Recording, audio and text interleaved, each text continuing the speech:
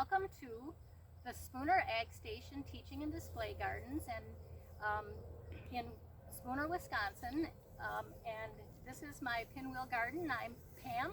I'm a Master Gardener Volunteer through North Country Master Gardeners and the UW-Extension Master Gardener Program.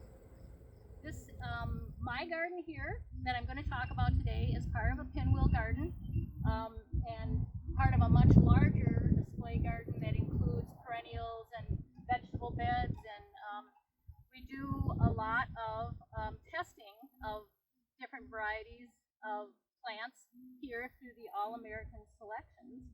And All-American Selections every year has a competition that we decided this year not to get involved in just because of the coronavirus, but they still sent us a bunch of seeds, and those seeds were propagated at the UW-Madison Ag School Extension, and you can see some of the results of those plants.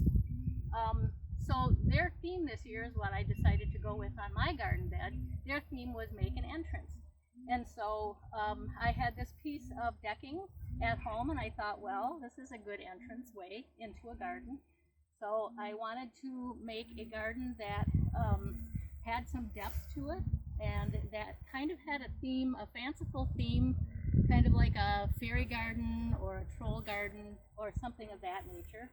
And so I found things at home, some landscaping rocks and a big old tree trunk, and a little birdhouse that I flipped around and turned into a little troll cottage by adding a door and a couple of windows. And so I'm hoping that what I created here was a garden that makes you feel like you're entering into a very fanciful, different world. The decking in my mind was sort of like a bridge with the purple petunias representing water going under the bridge.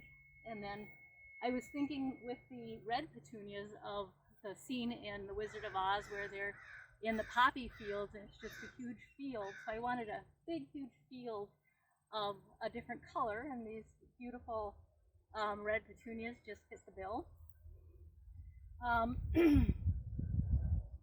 Also, we have some plants in pots that I put in pots because I really like using pots in gardens, mainly because I have a lot of moles and gophers in my yard, and they tend to get at the roots of plants. So I plant a lot of things in submerged pots. Submerging them keeps them from drying out quite as fast. And then I try to do a little bit of landscaping to make that look less like a pot. Hopefully eventually the flowers will overflow the edges of the pot and you won't even see that it's in a pot. But I wanted to do also not just the depth of field, but the different heights for interest in the garden. I have some zinca here in 3 different colors, and I don't remember what these are back here. Let's take a look over here. I don't have a sign for these, but they were just kind of an experiment for me because I had never used that plant before.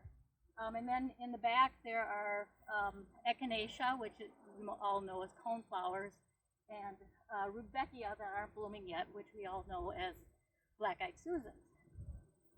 I also used some wood pieces here for some more interest in height. And so basically I just used things that I had at home that I wouldn't have to go out and buy or build or anything like that.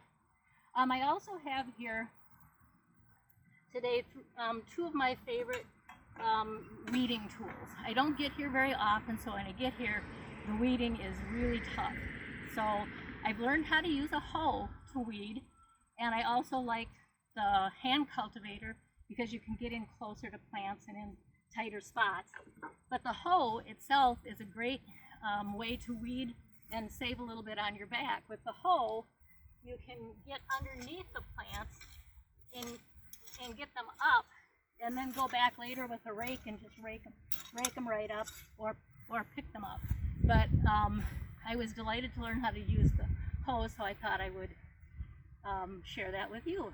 And I would like to thank you very much for coming and having a look at my garden.